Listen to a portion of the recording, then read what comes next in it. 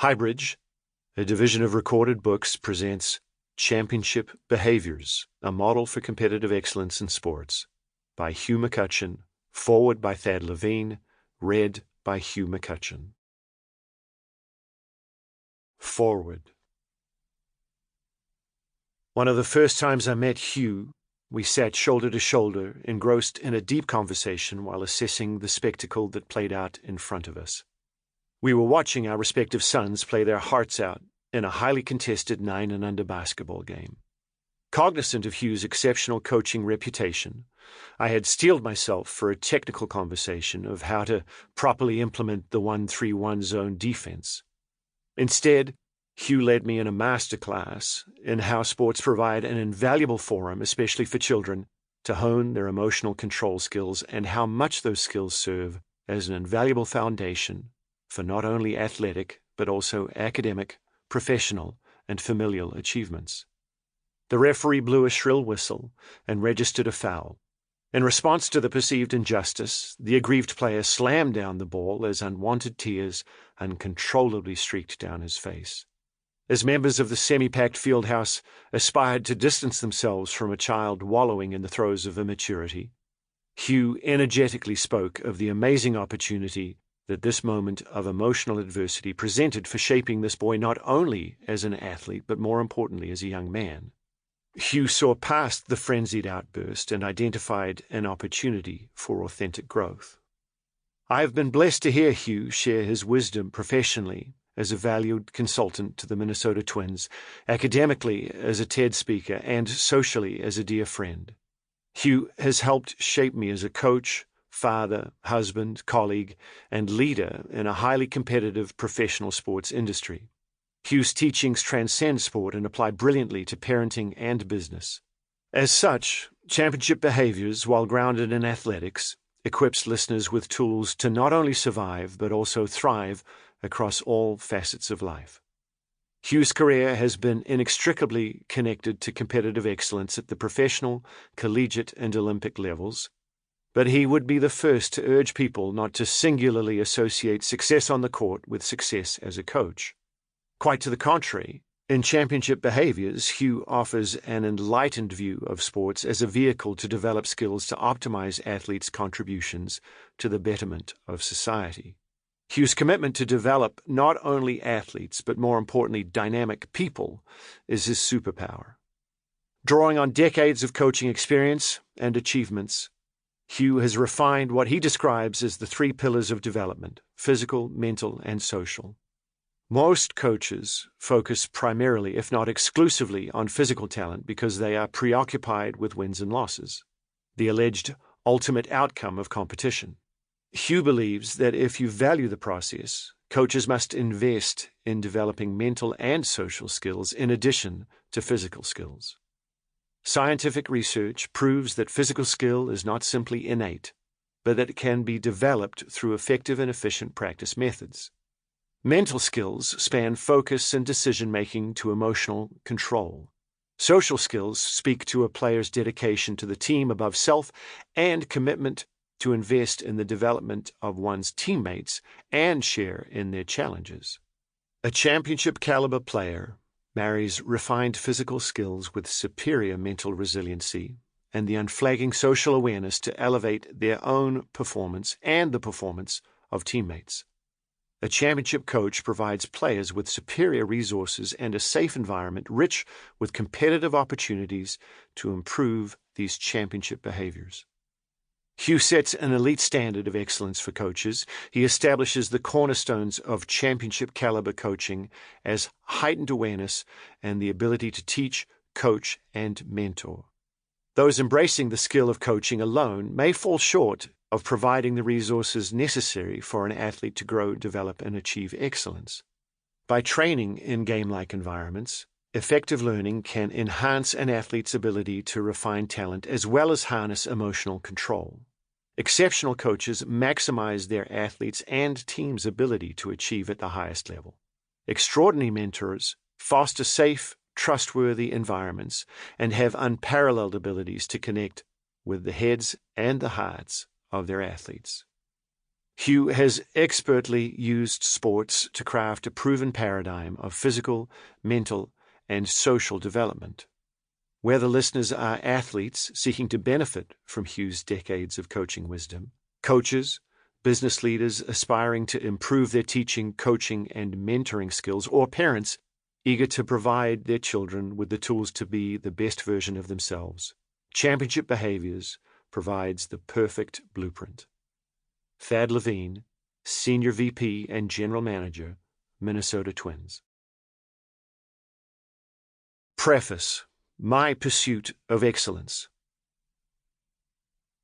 In 1985, I started playing competitive volleyball, and at the ripe old age of 15, I was a relative latecomer to it. I started playing volleyball because of my basketball coach.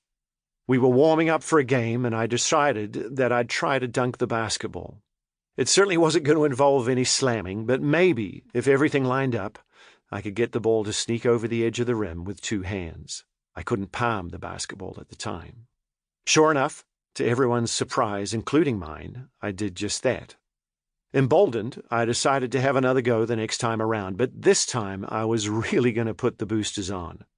I was able to dunk again, just barely, but the extra boost had me flying off balance past the rim, and I grabbed on tight so I wouldn't swing all the way through and land on my back. I landed safely on my feet and went back to the end of the line. My coach was not happy.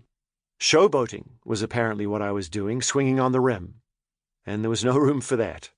The dunk itself seemed to be of little to no consequence, and the penalty for my efforts was the threat of having to buy a new basketball rim, because apparently my 140-pound frame may have bent it. Money was tight in the McCutcheon household, and $100 for a new rim was not really an option. So I apologized and tried to convince him of my innocent intentions, but was met with only doubting looks and the threat of a bill showing up at home. It was a bummer. I liked basketball, but if this is how the coach was going to be, I figured I'd go and try something else. The guys on the volleyball team seemed cool, and the coach was my physics teacher, and he seemed all right. So I tried out, made the team, and that's how all of this began. New Zealand is by no means a volleyball powerhouse. It's the home of the All Blacks, and rugby is our sport. There's also America's Cup yachting, Commonwealth sports like cricket and netball, basketball, Stephen Adams, soccer, bungee jumping, zorbing, hobbits, and then, further down the list, is volleyball. In 1988, I was sitting on my couch in Christchurch watching Channel 1 of two TV channels that were offered at the time, which was broadcasting the men's volleyball final from the Summer Olympic Games in Seoul. I watched the USA men defeat Russia in 4 sets to win the gold medal, and I remember thinking how awesome the whole thing was, the Olympics, Olympic volleyball, and winning a gold medal. Little did I know that 20 years later, I'd get to coach the USA men to that same result. An unlikely turn of events considering my humble volleyball beginnings. I came to America in 1990 to play volleyball. Brigham Young University recruited me, and while playing and coaching there, I earned 3 different degrees: a BS in physical education with an emphasis in coaching, an MS in exercise science with a minor in statistics, and an MBA. I played for 3 years at BYU. I had already attended the University of Canterbury in Christchurch, New Zealand, for 2 years, and the NCAA gives athletes 5 years to complete 4 seasons of competition once they've enrolled as full-time students. It was a challenging transition, made more challenging by the fact that our team wasn't very good. We went 2-27 that first season. It got better, and after graduating with my bachelor's degree, I played professionally for a couple of years in Finland and then in Japan. As much as I enjoyed playing, I knew it wasn't going to provide me any long-term security, so I stopped after my season with the Zojirushi Tough Boys in Osaka and returned to BYU to start my first graduate degree with the intent of later pursuing a PhD. I also began coaching as an assistant coach with the BYU men, initially as a means to this academic end. But I quickly realized that coaching was going to be a better path for me than academia, hence the MBA. Coaching can be a fickle business, so I figured a real-world qualification would be a better plan B than exercise science and statistics. While coaching at BYU, we won 2 NCAA national championships in 1999 and 2001. We'd come a long way from 2-27. During the summers of 1999 and 2000, I was asked to be the head coach of the USA Youth and Junior National teams. And in 2001, I received an invitation to help coach the USA men's team in Colorado Springs, which I accepted. For the next 2 years, I coached a professional team in Europe, the Vienna Hot Volleys, during the winters, and then assisted with the USA men during the summers. In 2003, I became a full-time assistant coach with the USA men's team, and we went on to finish 4th at the 2004 Athens Olympic Games, a strong but heart-aching finish. After Athens, I was encouraged to apply for the USA men's head coaching job, which I did, but not without a fair amount of thought and introspection. I was fortunate enough to get the position, and we ended up winning the 2008 Olympic Games in Beijing. Having achieved everything we had set out to do with the USA men, I asked if USA Volleyball would consider allowing me to coach the USA women for the 2012 quadrennial. I wanted to change because the idea of coaching the USA women in a similar style to that of the USA men, who had won 3 Olympic gold medals in volleyball while the women had, at that point, not yet reached the top of the podium, seemed like an intriguing challenge. They supported the change, and we had a great run. We were ranked number 1 in the world going into the Olympics and ended up winning a silver medal in London. I decided to leave USA Volleyball after the 2012 Games and started coaching women's volleyball at the University of Minnesota. This time the reason for change was personal. My wife and I had started our family, and by the time the London Olympics had ended, we had 2 children, aged 2.5 years and 6 months. The goal had always been to try to be number 1 dad, not number 1 coach, and the rigor of international volleyball was real. The travel demands were heavy, and so coaching collegiately seemed like it could afford us more balance and more family time. After all, a 3-day trip to Indiana was easier to manage than a 30-day tour in Asia. During my time at Minnesota, we've had solid competitive success. We've been to 3 Final Fours and won the Big Ten Conference a couple of times. I was also inducted into the International Volleyball Hall of Fame in 2018. It's been an eventful and successful journey. As a player, volleyball had my heart. Having come to the game later in life than most, I felt a real urgency to improve and had a passion to succeed. I had to outwork and outlearn my peers, but I didn't really know how. Fortunately, I was able to come to the United States and play for Dr. Carl McGowan, a volleyball coach and former professor of motor learning, who helped teach me the game and helped me learn more about what effective and efficient training methods look like. As a coach, volleyball had my head. The whole thing was a seemingly endless puzzle with ever-changing pieces. I coached with Carl while attending graduate school, and then, while coaching the national teams, I enlisted the help of Dr. Ken Revisa, a pioneer in the world of sports psychology whose insights into the mental game were revolutionary. I also had the privilege of connecting with Dr. Anders Ericsson, the world's foremost researcher on deliberate practice and expertise. My time with these greats in their respective fields, combined with my own unique experiences and the influence of countless others I've been fortunate enough to work with over my career, helped me to formulate a more comprehensive approach to competitive excellence. This process was galvanized by the consistent level of competitive success we were able to achieve over the 26 years of coaching teams of men and women at the college, professional, and international level. If applying these principles and methods to different populations worked in my pursuit of competitive excellence, I'm sure they can work for you as well. Whether you're an athlete, a coach, or someone who's hoping to better understand the process of competitive excellence, I'm sure you will learn things in this book that will help you to achieve your goals. Introduction. What are championship behaviors? The goal of this book is to help people, specifically to help people who want to achieve significant outcomes in sports, where significant means to strive for an outcome that will require work and change, something beyond their current abilities.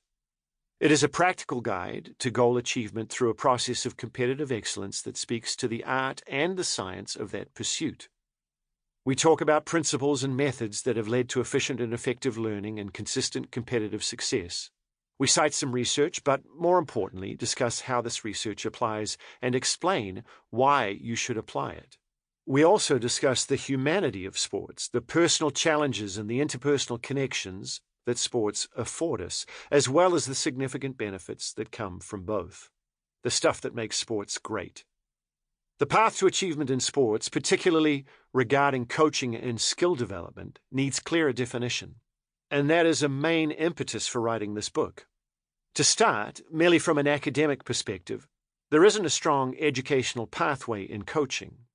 Currently, 57 out of roughly 5,300 colleges and universities in the United States offer it as an undergraduate program, and as a result, it is easy to see why coaching tends to be tradition-based. People tend to coach the way they were coached, as opposed to using methods based in current best practice and scientific rigor. Tradition is important. We certainly should respect it, but it should never be the reason for doing anything unless it's the right reason. We have rigorous academic requirements for our teachers who need university degrees and professional certifications before they can even step into a classroom. But our coaches may not have studied anything to do with biomechanics or exercise science. They may not have studied anything to do with coaching or teaching. Their only qualification, in fact, may be that they played the sport, perhaps at a good level, and somehow that's sufficient. If you are a coach, this book might stimulate some thought, and that's all I'm really trying to do here, get people to think a little. I'm not going to tell you right from wrong, but I will talk to you about efficient and effective methods that you should consider. If you are an athlete, this book will give the process of skill acquisition and skill application some structure. You'll have a better understanding of how to approach practice, learning, and the moment of competition. If you are a parent of an athlete and are investing your time and money in your child's sport, this book will help you to evaluate the services that you're paying for. It might also offer you some perspective on the significant value sport can add to your young athlete's life. I called this book Championship Behaviors because championship results take championship behaviors. It's as simple as that. If you want to achieve excellence in sports, you have to learn to act as if. I might like to go to the moon, but if I'm not prepared to do the immense amount of work it takes to become an astronaut, a moon landing seems, at the very least, unlikely. If you want to achieve something significant in sports, this book will give the process of competitive excellence and achievement a clearly defined framework that is applicable and scalable to any age or any level. To start, let's discuss in broad terms the value of sports in our society. It doesn't seem as though many people play sports anymore. It's increasingly gone from a recreation or pastime to a business that is based almost exclusively on outcomes. If we just focus on competitive sports, not the health and wellness industry or the sports betting industry, our major professional sports are incredibly effective at generating revenue. The trickle-down influence on the lower levels of sports based on the dream of achieving sporting fame and financial security is very real. A select few professional athletes sign multi-year contracts for hundreds of millions of dollars. Even fewer Olympic champions leverage their athletic success into financially lucrative endorsement deals. This level of sporting success should be celebrated. These athletes have dedicated years of their lives to becoming the embodiment of athletic achievement and success, and they also become the standard to which everyone aspires. They are the sporting dream realized. But how do you live that dream? How do people achieve such extraordinary levels of skill and competitive success? Are they born like that? Do people help them? And if so, who are these people? The answer to all of this is complicated, but what is clear is that both the athlete and the coach have a part to play in this pursuit of competitive excellence, and the dream, no matter how unlikely it is to come to fruition, can often become the focus of years and years of training and competition that come at a price that includes, at the very least, real costs and opportunity costs. The narrative around this pursuit of sporting achievement starts all too early. You have to get the right start in youth sports, the earlier the better. If you start too late, you'll never make it. Without years of youth sports training and experience, you'll struggle to make the high school team or the best amateur athletic union, AAU/club teams. In turn, being selected to those teams will give you the best chance to be recruited to a college program. There might also be discussions around private lessons, strength and conditioning, or speed and quickness training. If you can get into the right college, where right might be in reference to the division or conference or school or program or coach. That will increase your chances of playing professionally or competing in the Olympics. All these levels of instruction and competition cost time and money, and subsequently, sports are a massive economic engine that benefits many different entities. But what about the athletes? How do we know if they are on the right path to the promised land of athletic achievement? How do the coaches of these athletes ensure they are applying the most effective and efficient methods to guide their athletes to achieve significant outcomes? This book will help to answer those questions. There currently isn't a comprehensive, codified structure for the process of achieving competitive excellence in sports, or any way to objectively assess or evaluate whether the quality of the coaching, instruction, or competition that you're paying for is worth the money. Apart from the dream, what exactly is everyone selling? I think that people believe, or are led to believe, that their investments at all these different levels will help their athlete make it to the next level, the next rung on the ladder towards athletic fame and fortune. That the youth sports program is the best preparation for your high school and AAU/club career, and that your high school and AAU/club team is the best place to be developed and seen so that the scholarship offer will come, and that the scholarship will provide not just a free education, but the best environment to prepare for the professional or Olympic arena. Let's consider the numbers, not just the odds of making it pro, but what the return on investment actually looks like. The first potential financial benefit from an investment in youth and high school AAU/club sports is an NCAA college scholarship. The popular notion is that all NCAA athletic scholarships are full grant in aid or full ride scholarships that cover the student athlete's tuition and fees, textbooks, room and board, and include a cost of attendance allowance. There are some sports that can only award full rides, but there are many that can award either full or partial scholarships. The percentage of high school or AAU/club participants across all sports who receive some type of athletically related financial aid, scholarship assistance, to participate in intercollegiate athletics has been estimated to be around 2%, according to the NCAA website. This number not only includes full grant and aid scholarships, it's any form of athletically related financial aid that's awarded. So the student-athlete might only be getting their textbooks paid for by the university, and they or their family are financially responsible for the rest. The average amount of athletically related financial aid given to NCAA Division I and Division II student-athletes — NCAA Division III schools do not offer athletic scholarships — has been estimated to be around $13,000 per year. We would be remiss not to mention the potential compensation college athletes can now receive through the name, image, and likeness, NIL, and as a consequence of the NCAA versus Alston lawsuit. The NCAA rule changes and Supreme Court decision are relatively new in the college sports world and are still not clearly defined in terms of how they're applied or enforced. Needless to say, there are now more student-athletes making money from college sports than there were when the latest NCAA scholarship data, which we're using as a basis for this discussion, was collected in 2020. What about making it to the pros?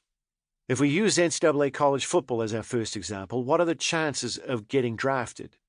This recent 2020 NCAA study stated that there were close to 74,000 athletes competing in college football.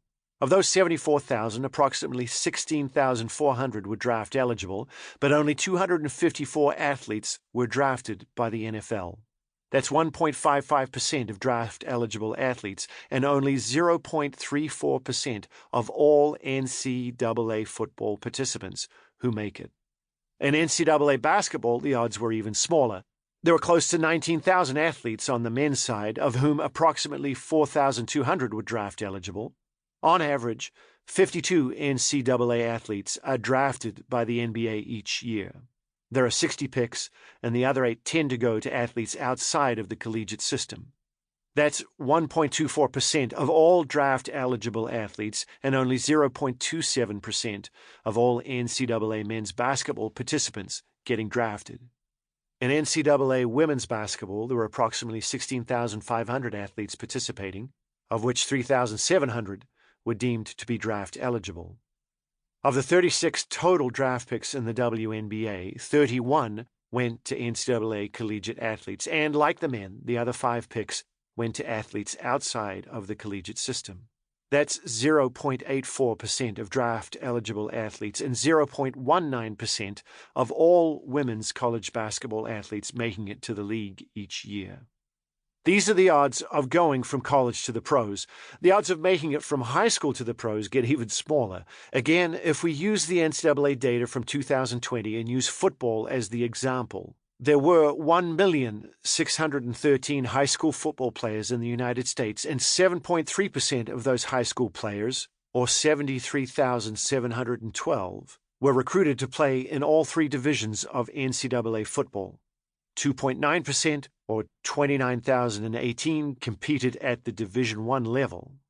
Remember, only 1.55% of draft-eligible players and 0.34% of all NCAA football players will get drafted. Only 0.025% of the original population of 1,613,000 high school football players will get drafted by the NFL. That's approximately 1 athlete out of every 3,939 who play. Even then, being a successful professional athlete is yet another hurdle to overcome. Getting drafted is just getting drafted. The data does not take into consideration other factors, such as how long the athlete is in the league or whether they got paid millions of dollars or league minimum. If that's the reality, what about the dream? Another NCAA study from 2019 found that 41% of college football athletes surveyed believed that it was somewhat likely or likely they would get drafted to the NFL. In addition, that same study found that this narrative of athletic success had been present in these athletes' lives since their time in youth sports. In fact, 61% of these NCAA football athletes said that when they were young, they had been told by their families that they were expected to play collegiately, and 31% of the athletes' families had also expressed the expectation that the child would play football professionally. That's a lot for a kid to carry around. We should pause for a moment here and acknowledge the fairly large discrepancy between the perception of the odds of making it to the NFL and the reality. 41% of college football athletes think it's at least somewhat likely that they'll get drafted, but only 0.34% actually make it, or about 1 in 300. And approximately 1/3 of families express the expectation to their youth sports athlete that they will play professional football when the odds of making it from high school, not youth sports, are closer to 1 in 4,000. That's a pretty big difference. The next consideration in all of this, which is beyond the scope of this book but bears mentioning, is the collateral damage to a person whose childhood was consumed with sports but did not produce the professional outcomes they were promised or expected. They didn't go pro, even with families that supported them from an early age and told them that a professional career was a possible, maybe even probable outcome. As we noted, the percentage of athletes who do make it is extremely small, but the athletes aren't told that. They don't know that the deck was stacked against them all along. They feel like they've failed and that they've let people down. Maybe later they resent giving so much of their childhood or their mental or physical well-being to something that didn't give them what they were promised or were led to believe they deserved in return. These athletes can become angry, bitter, and resentful, and who can blame them? They won't get those years back. Chasing the dream can cause real emotional, physical, and mental damage. For a select few, the dream does become a reality, but the numbers suggest that it's a long shot. And while these odds are not insurmountable, it's safe to say that they are small. So again, if we come back to the significant costs to participate in competitive sports and the number of years invested, how do we define or determine sports value, let alone calculate the return on investment? I don't profess to have all the answers, but this book gives the process of sporting excellence a defined structure. It provides a principle-based framework which, in turn, can help you either improve in sports yourself, become significantly more effective at coaching sports, or more objectively evaluate the sports services you are paying for. There is, without question, significant and real value in sports beyond the outcomes. Sports are a wonderful... Sample complete. Ready to continue?